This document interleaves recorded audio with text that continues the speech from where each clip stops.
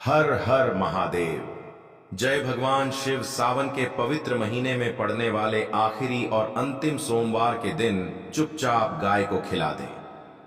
एक छोटी सी चीज एक महीने के अंदर करोड़पति बन जाओगे। नमस्कार दोस्तों, आज हम आपको ऐसी दुर्लभ जानकारी बताने जा रहे हैं।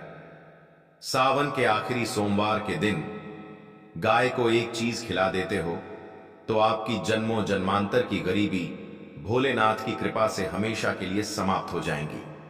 वास्तव में अगर आप सावन के इस पवित्र आखिरी सोमवार के दिन अगर आप यह उपाय कर लेते हो तो यकीनन आप पर देवों के देव महादेव माता पार्वती की असीम कृपा प्राप्त होगी और आप धनवान बन जाओगे। आप धनवान ना बने तो मुझे बताना। दोस्तों, मैं महादेव की सौगंध खाता हूं।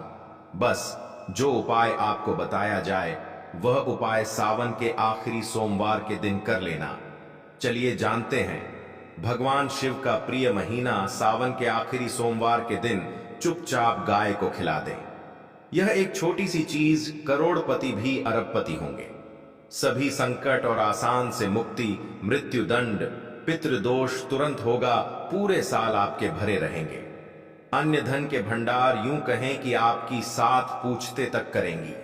रूपों पैसों पर राज, बैंक बैलेंस बढ़ता चला जाएगा। आपके घर में वेतन है वह कभी खर्च नहीं होगा और बढ़ता ही जाएगा। सभी दुख दर्द संकट कष्ट दूर हो जाएंगे। दूर और सभी सुख आपके कदमों में आ जाएंगे। सभी सुख आपके कदम चूमेगी। यदि आप यह एक छोटी और खास चीज सावन के आखिरी सोमवार में किसी भी दिन चुपचाप गाय को खिला देते हैं तो तत्काल गरीबी आपके जीवन से खत्म हो जाएगी। योग से राजा बन जाता है और 33 कोटि देवी देवताओं को धारण करने वाली गौ माता की असीम कृपा व्यक्ति पर आजीवन बसती है। व्यक्ति के घर में कभी भी अन्य धन वस्त्र की कमी नहीं होती। अन्य धन के भंडार व्यक्ति के घर में भरे रहते हैं। सावन के आखिरी सोमवार के दिन गाय का यह उपाय करने से व्यक्ति के जीवन से तत्काल गरीबी खत्म हो जाती है। तो दोस्तों, कौन कौन से बेगौ माता से जुड़े खास और महत्वपूर्ण उपाय हैं जिन्हें यदि सावन के आखिरी सोमवार के दिन कर लेते हैं? तो दोस्तों, गाय का उपाय बताने से पहले मैं आपको सावन के महीने में भगवान भोलेनाथ की पूजा के बारे में थोड़ा सा जानकारी दे देता हूं कि सावन का महीना दिन शुक्रवार 11 जुलाई से प्रारंभ हुआ है और दिन शनिवार 9 अगस्त को समाप्त होगा। सावन का महीना भगवान भोलेनाथ को समर्पित है। इस महीने में महिलाएं सावन सोमवार का व्रत रखती हैं। टोटल 4 सोमवार इस महीने में पड़े हैं, जिसमें से लगभग 3 सावन सोमवार व्रत निकल चुके हैं। अब बारी है सावन के आखिरी और अंतिम सोमवार व्रत की। तो इस दिन भगवान शिव को प्रसन्न करने का यह सबसे पवित्र महीना है। इस दिन श्रद्धालु तथा शिव के भक्त माताएं बहनें सभी सावन सोमवार का व्रत रखती हैं। इस व्रत को रखने से मनुष्य के सभी दुखों का नाश हो जाता है और जो भी इच्छा मनुष्य के मन में है, चाहे वह धन को लेकर हो या परिवार को लेकर या उद्योग को लेकर, समस्त प्रकार की इच्छाएं पूरी होती हैं। वैसे तो भोलेनाथ बड़े ही भोले हैं, एक लौटा जल से ही प्रसन्न हो जाते हैं। लेकिन इस महीने में कुछ ऐसे नियम भी हैं, अगर उनका पालन सद्दाम सच्चे मन से कर लिया तो आपकी कितनी भी बड़ी से बड़ी समस्या क्यों ना हो, उससे छुटकारा मिल जाएगा। और अगर सावन के इस आखिरी सोमवार के दिन गाय को एक छोटी सी चीज खिला देते हो बिना किसी को बताएं तो यकीन मानिए दोस्तों, सावन के महीने में ही करोड़पति बन जाओगे। भगवान शिव के प्रिया नंदी जी से संबंधित गौ माता भगवान शिव तथा माता पार्वती का ही रूप है। इस दिन सभी भक्त आप शिव पूजा करने के साथ साथ नंदी महाराज और गौ माता की पूजा अवश्य ही करते हैं और गौ माता को कुछ ना कुछ जरूर ही खिलते हैं। इससे मनुष्य के जन्मों जन्म अंतर की गरीबी हमेशा के लिए नष्ट हो जाते हैं। दोस्तों, जिस दिन का इंतजार पूरे साल भर से दुनिया भर के हर पंडित, एस्ट्रोलॉजर और हर हिंदू भाई हैं को रहता है, वह दिन अब आ गया है। क्योंकि यह महीना 12 महीने यूं कहें कि एक साल में एक ही बार आता है, ना कि बार बार, जो कि भगवान शिव का सबसे प्रिय महीना है। और इस महीने में पड़ने वाला सावन का आखिरी और अंतिम सोमवार व्रत के दिन भगवान भोलेनाथ हर घर में जरूर ही आते हैं। दोस्तों, आपकी जानकारी के लिए बता दें, हिंदू धर्म में सावन का महीना बहुत ही धूमधाम से मनाया जाता है। प्रकृति भी सावन के आने का स्वागत करती है। चारों तरफ हरियाली ही हरियाली। महिलाएं पेड़ पर झूला डालकर झूला झूलती हैं। सभी तरफ एक अलग ही दिव्य वातावरण फैला होता है, जो कि प्यार की सौगात है। यह महीना प्यार की सौगात को लेकर आता है, इसलिए इस महीने को प्यार का महीना भी बोलते हैं। सावन के महीने में महिलाएं आखिरी सोमवार के दिन का व्रत रखती हैं। किसी के साथ साथ कुंवारी कन्याएं और पुरुष भी इस व्रत को रखते हैं और इसमें सबसे पहले भगवान शिव की पूजा की जाती है, माता पार्वती की पूजा की जाती है, देवी देवताओं की पूजा की जाती है और जो भोग बनाया जाता है वह भगवान शिव को भोग लगाया जाता है और गौ माता की पूजा की जाती है। लेकिन इनमें सबसे ज्यादा महत्व आखिरी सोमवार का माना जाता है। शास्त्रों में, वेद पुराणों में साफ साफ लिखा हुआ सावन का आखिरी सोमवार के दिन का व्रत भोलेनाथ तथा माता पार्वती जी का आशीर्वाद प्राप्त करने का सबसे सुनहरा दिन होता है। इस दिन भगवान भोलेनाथ बहुत ही ज्यादा प्रसन्न मुद्रा में होते हैं और अपने दोनों हाथों से अपने भक्तों पर कृपा बरसाते हैं। एक तरफ दोस्तों, मान्यता है सावन के आखिरी सोमवार के दिन जो सूर्य होता है वह अन्य दिनों के मुकाबले सबसे ज्यादा प्रकाशमान होता है। सावन के आखिरी सोमवार के दिन सूर्य देवता को आगे दिया जाता है। महिलाएं सावन सोमवार का व्रत पूर्ण जन्म में किए हुए पापों से मुक्ति पाने के लिए व्रत रखती हैं। दोस्तों, अगर आप नहीं जानते तो आपकी जानकारी के लिए बता दें, एक व्यक्ति की कुंडली में अगर चंद्र ग्रह की स्थिति अच्छी है तो उसे व्यक्ति का भाग्य हमेशा उसका साथ देता है। वह व्यक्ति जिस कार्य को भी शुरू करता है उसे कार्य में उसको सफलता प्राप्त होती है।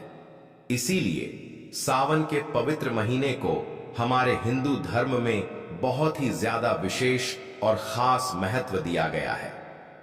आप लोगों की जानकारी के लिए बता दें, सावन सोमवार के दिन 52 तरीके के शुभ योग बन रहे हैं। कहीं सालों के बाद सूर्य का प्रकाश इतना प्रकाशमान होगा जितना कभी नहीं हुआ। 130 साल में ऐसा दुर्लभ संयोग बनने जा रहा है। लक्ष्मी योग, ग्रह योग, नक्षत्र योग, अमृत सिद्धि योग जैसे शुभ योग का निर्माण हो रहा है, क्योंकि सावन सोमवार के समय में पूरे दिन का व्रत करना भगवान भोलेनाथ का आशीर्वाद प्राप्त होता है और मनोकामना पूर्ण होती है। सावन सोमवार के दिन ब्रह्म मुहूर्त में सोकर नहीं उठ सकते हैं, किसी पवित्र नदी में जाकर स्नान नहीं कर सकते, पूरे दिन का व्रत नहीं रख सकते हैं। वैसे तो दोस्तों, सावन सोमवार के दिन स्नान और प्रातः का विशेष ही महत्व होता है, लेकिन इस दिन अगर आप ज्योतिष शास्त्र, तंत्र शास्त्र के अनुसार एक गाय वाला उपाय विधि विधान से सावन सोमवार वाले दिन कर लेते हैं तो आपकी जन्मों जन्मांतर की गरीबी हमेशा के लिए समाप्त हो जाएंगी।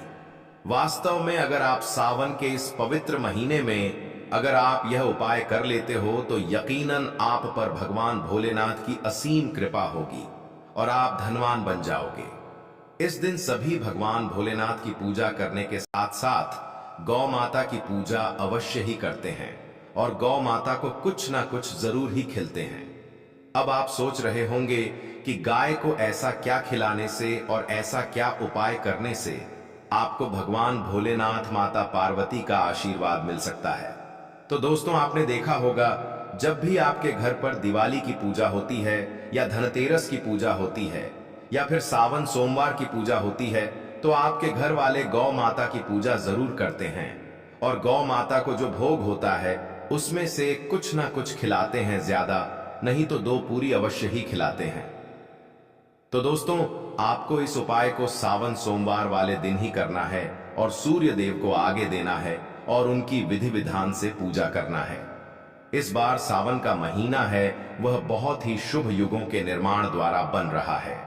तो इस वीडियो में आपको गौ माता से जुड़े उपाय के बारे में बताने वाले हैं, जिन्हें करने से आपके जीवन के जो भी दुख दर्द संकट है या कामयाबी होने में कोई बाधाई आ रही है, सभी से छुटकारा मिलने वाला है। यूं कहें कि आपके जीवन में अपार धन सुख, कभी भी धन से संबंधित परेशानी नहीं रहेगी। यदि आपकी जिंदगी प्रबल हो जाएगी, धन प्राप्ति के योग्य बन जाएंगे और जीवन में सदैव अन्य धन के भंडार आपके घर में भर रहेंगे। अन्य धन वस्त्र कभी कमी नहीं होगी। आपको बता दें, इस दिन भगवान भोलेनाथ, नंदी महाराज और गाय की पूजा के साथ साथ हनुमान जी, मंगल देवता और भगवान शनिदेव की भी पूजा जरूर करनी चाहिए। आपको बता दें कि इस दिन यदि आप हनुमान जी और मंगल देवता भगवान शनिदेव की पूजा करते हैं तो मंगल का ग्रह जनित दोष भी दूर हो जाता है। व्यक्ति के जीवन में धन सुख संपत्ति की प्राप्ति हो जाती है। समस्त मनोकामना व्यक्ति की पूर्ण हो जाती है। दोस्तों, आपको हम बता दें कि ऐसी ज्ञानवर्धक जानकारी आपको हम पैसों में भी बांट सकते थे, पर हमारे चैनल का मकसद है जनहित में जन कल्याण एवं जनसेवा करना। इसीलिए आपके लिए जो जानकारी बताते हैं वह फ्री में बताते हैं। इसलिए आप इस वीडियो को भी जरूर लाइक करें। और दोस्तों, मैं आपसे एक अनुरोध और करना चाहूंगा कि आप अपनी राशि कमेंट बॉक्स में जरूर डाल दें, जिससे कि आपकी राशि के अनुसार हम आपको कुछ ऐसे उपाय बता सके जिससे आपको लाभ की प्राप्ति हो। क्योंकि हम राशि से जुड़े उपाय भी आपको बताते हैं, तो आप कमेंट बॉक्स में अपनी राशि हमें जरूर बताएं या अपना नाम बताएं, जिससे आपके लिए कुछ हम ऐसे उपाय बता सके। साथ में जय गौ माता अवश्य लिखें। दोस्तों, साथ ही से एक उपाय तो जरूर करना है। गाय का उपाय बताने से पहले एक उपाय आपको बता दें। इस उपाय को लाइक जरूर करें। क्या करें कि शाम के समय पीपल के पेड़ के नीचे आपको सरसों का चौमुखी दीपक, आटे का दीपक बनाना है। चौमुखी दीपक में आगे की बाती लगाकर सरसों के तेल का दीपक जला देना है। आटे का दीपक बनाएं। जो मुख्य तेल डालें उसमें बाती ही डालें। लाल वाली कलावे की दीपक जला दें। 4-4 बाती लगाकर चारों दीपक मतलब 4 भाग उसके बन जाए। हर एक भाग को जलाएं और बीच में 2 सबूत फूल वाले लौंग भी डाल दें। फिर देखिए कैसे चमत्कार आपके जीवन में होता है। शाम के समय जलाकर उसे छोड़ें। मनोकामना मांग कर छोड़ दें। दोस्तों, अभी तक अपने चैनल को सब्सक्राइब ना किया हो तो जरूर कर लें। इससे आपको और भी ज्ञानवर्धक जानकारी सीधे माध्यम से प्राप्त हो सके। दोस्तों, यह गौ माता वाला उपाय बहुत ही प्रभावशाली उपाय बताया। मैंने आपको इस उपाय को जरूर करें। बहुत ही लाभकारी उपाय बताया है। बहुत ही आपको लाभ देगा यह उपाय। और अब बात करें गौ माता से जुड़े कौन कौन से उपाय आपको इस दिन मतलब गाय से जुड़े, जिन्हें करने से व्यक्ति को 7 पीढ़ियों तक बैंक बैलेंस की कमी नहीं होती। दुख, दर्द, संकट, कष्ट दूर हो जाते हैं और सभी सुख व्यक्ति के कदमों में आ जाते हैं। तो दोस्तों, सावन सोमवार के दिन आपको भगवान भोलेनाथ की विधि विधान से पूजा करना है और उसी के साथ गौ माता की पूजा अवश्य करना है। और गौ माता को जो भोग सावन सोमवार पूजा के लिए बनाया गया था, उसे भोग से 2 पूरी जरूर ही खिला देनी है। सूखी पूरी नहीं खिलाना है। पूरी के ऊपर आप मिठाई या कोई सब्जियां, हलवा जो भी बनाया है वह आपको गौ माता को जरूर ही खिलाना है। दोस्तों, हर एक और मांगलिक काम में गौ माता या उनसे जुड़ी चीज जैसे गाय का गोबर, गोमूत्र, गाय का दूध अथवा गाय के दूध से बना घी जरूर शामिल करें। इससे आपको पुण्य भाव की प्राप्ति होगी। सनातन परंपरा के अनुसार जिस घर में गाय होती है उसे घर से जुड़े सभी वास्तु दोष स्वयं खत्म हो जाते हैं, क्योंकि पंचम या के बिना कोई भी पूजा पाठ और हवन सफल नहीं होता। दोस्तों, सावन के महीने में एक बार हो सके तो परिवार सहित एक बार गौशाला जाने का नियम जरूर बनाएं और हो सके तो गायों को हरा चारा जरूर खिलाएं, जिससे सभी वास्तु दोस्त शांत हो जाते हैं। दोस्तों, आपका प्रिय चैनल कभी किसी को भी गलत जानकारी नहीं देगा, इसलिए किसी के बहकावे में ना आए, क्योंकि कुछ लोग ऐसे होते हैं जिन्हें वास्तु शास्त्र का ज्ञान नहीं होता है और इनसे जुड़े दोषों का निदान हो जाता है। गर्मियों में गौ माता को पानी पिलाएं और सर्दी में गौ माता को गुड़ जरूर खिलाएं। ध्यान रखें कि सावन सोमवार वाले दिन गौ माता को गुड़ जरूर ही खिलाना है। गर्मियों में गाय को गोद ना खिलाएं। अनेक देवी देवताओं को अपने शरीर पर धारण करने वाली गौ माता से जुड़े कई शुभ और अशुभ संकेत भी होते हैं। मतलब गाय का दूध दौते समय यदि गाय ठोकर मार दें और सारा दूध बिखर जाए तो अपशगुन होता है। यदि कोई यात्रा पर निकल रहा हो, भगवान शिव की कावड़ यात्रा पर, और गाय अपने बछड़े को दूध पिलाती सामने आ जाए तो निश्चित रूप से कि यात्रा के लिए आप निकले हैं, वह यात्रा आपकी जरूर ही सफल होगी, और वह जिसके लिए आप निकले हैं वह जरूर ही पूर्ण शिवा कावड़ यात्रा पर जाते समय गाय की आवाज आना और रात्रि में गाय की हुंकार करना भी शुभ होता है। दोस्तों, साथ ही साथ गाय के साथ आप भूल कर भी यह काम ना करें, अन्यथा मिलता है।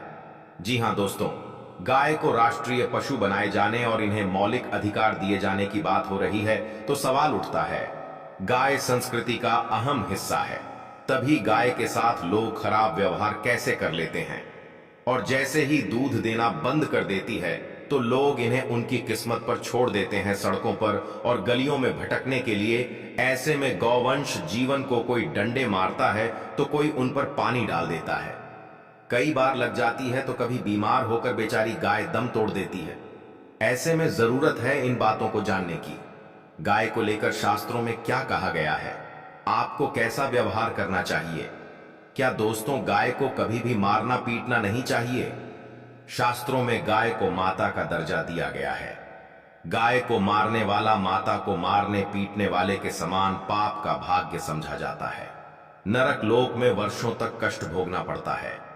अगले जन्म पशु योनि में मिलता है कि गौतम मुनि ने गलती से गाय को डंडा मार दिया था, जिस गाय की मृत्यु हो गई थी, और इस पाप से मुक्ति के लिए इन्हें वर्षों तक तपस्या करनी पड़ी। इसलिए स्वयं ईश्वर श्री कृष्ण जी ने बैल स्वरूप में आए वृद्ध आश्रम का वध कर दिया था, जिससे मुक्ति के लिए भगवान श्री कृष्ण को संपूर्ण तीर्थ को एक कुंड में बुलाना पड़ा, और इस कुंड में स्नान से वह पाप मुक्त हो गए थे। स्वयं भगवान भी इस शराब से नहीं बच पाए, तो हम तो इंसान ही हैं दोस्तों। साथ ही साथ पानी पी रही गाय को भागते हैं, वह घोर पापी के भंग बनाकर होते हैं। ऐसे लोग घर आपसे मुक्त होकर स्वर्ग पाए जाते हैं और बड़े ही धनवान कल में जन्म लेकर सुख भोगते हैं, और साथ ही साथ आराम कर रही गाय को कष्ट देकर कभी भी उठाना नहीं चाहिए। वह जन्म में किए गए जाने अनजाने में पापों से मुक्ति हो जाती है और गोलोक में स्थान पाते हैं। गाय को डंडा मारकर उठना, पानी डालकर उठाने से मनुष्य पाप का भागी बनता है और अगले जन्म में उसे दर दर भटकना पड़ता है। और साथ ही साथ शास्त्रों में बताया गया है, जो लोग गाय की सेवा करते हैं और उनका भोजन खिलाते हैं और उनकी परवरिश अच्छी तरह से कहते हैं, तो वह लोगों के जीवन की सभी इच्छाएं पूर्ति होती हैं। गाय के बछड़े से बचा हुआ दूध ही मनुष्य को लेना चाहिए, परंतु कुछ लोग एक बार गाय को धो लेने बाद फिर से बछड़े के लिए बचा हुआ दूध भी धो लेते हैं। ऐसा करना घोर पाप कहा जाता है। ऐसे दूध को धोने वाला और ग्रहण भी बन जाते हैं। दोस्तों, साथ ही साथ शास्त्रों में कहा गया है कि गौवंश मतलब गाय और बैल के पीठ पर नहीं बैठना चाहिए। उनक पीठ पर बैठने से महापाप लगता है। ऐसे लोगों को नरक की यात्रा भोगनी पड़ती है। एकमात्र देव के अंश के उत्पन्न नदी ही गौवंश है, जिस पर स्वयं महादेव और महादेव सवारी करते हैं, क्योंकि नंदी ने स्वयं अपनी इच्छा से महादेव की सवारी बनना स्वीकार किया था। और साथ ही साथ शास्त्रों में गाय के दान को बहुत ही महत्व दिया गया है, परंतु ऐसी गाय का दान कभी नहीं करना चाहिए जो बूढ़ी और बीमार हो। कठोपनिषद में नचिकेता की कथा भी इस संदर्भ में है कि जिस नचिकेता ने पिता द्वारा बूढ़ी गाय को दान करने पर आपत्ति जताई थी, दूध देने वाली और बछड़े सहित जो लोग गाय का दान करते हैं वह महान पुण्य को हासिल करके स्वर्ग में स्थान पाते हैं। दोस्तों, साथ ही साथ सूर्य, चंद्र, मंगल या शुक्र की युक्ति राहु से हो तो पितृदोष होता है। यह भी मानता है कि सूर्य का संबंध पिता से एवं मंगल का संबंध रक्त से होने के सूर्य। यदि शनि, राहु या केतु या दृष्टि हो तथा मंगल की युति राहु या केतु से हो तो पितृदोष होता है। इस दोष से जीवन संघर्ष में बन जाता है। यदि पितृदोष हो तो गाय को प्रतिदिन या किसी भी एक सावन सोमवार के दिन रोटी गुड़चारा आदि खिलाने से पितृदोष। दोस्तों, हर एक और मांगलिक काम में गौ माता या उनसे जुड़ी चीज जैसे गाय का गोबर, गोमूत्र, गाय का दूध अथवा गाय के दूध से बना घी जरूर शामिल करें। इससे आपको पुण्य भाव की प्राप्ति होगी। सनातन परंपरा के अनुसार जिस घर में गाय होती है उसे घर से जुड़े सभी वास्तु दोष स्वयं खत्म हो जाते हैं। गाय के ऊपर जो कूबड़ होती है वह बृहस्पति गुरु है। अतः जन्म पत्री में यदि बृहस्पति अपनी नीच राशि मकर में हो या अशुभ शिवलिंग में जा रहे हो और सामने से गौ माता आई हुई दिखाई दे तो गौ माता को अपनी दाहिनी ओर से जाने देना चाहिए। आपकी यात्रा जरूर ही सफल होगी और साथ ही साथ यह संकेत भी जान लें, यदि आप यात्रा पर जा रहे हैं और सामने आपके गाय पड़ जाए अथवा अपने बछड़े को दूध पिलाती हुई सामने गए दिखाई दे जाए तो समझ जाना कि वह यात्रा आपके लिए जरूर ही सफल होगी। और साथ ही साथ जिस घर में गाय होती है उसमें वास्तु दोष स्वतः ही खत्म हो जाता है। और आप भी रोटी बनाएं, प्रतिदिन ताजी रोटी ही बनाएं। गाय को अगर आपने रोटी बनाई है तो कोशिश करें कि उसे रोटी को आप तुरंत ही गाय को खिला दें। अगर आप उसे रोटी को रख देंगे और उसे रोटी को अगले दिन देंगे तो वह रोटी बंसी मानी जाएगी। गाय को कभी भी बासी रोटी ना दें, इससे घर में नकारात्मक ऊर्जा वास करती है और आपकी बिल्कुल भी नहीं बनेंगे। इससे आपके घर में हमेशा दर्द देवता का वास रहेगा और आप जिस भी उसे काम में आपको हमेशा असफलता ही हाथ लगेगी। इसलिए कोशिश करें गाय को रोजाना ताजी रोटी बनाकर खिलाएं। बासी रोटी गाय को ना दें और साथ ही साथ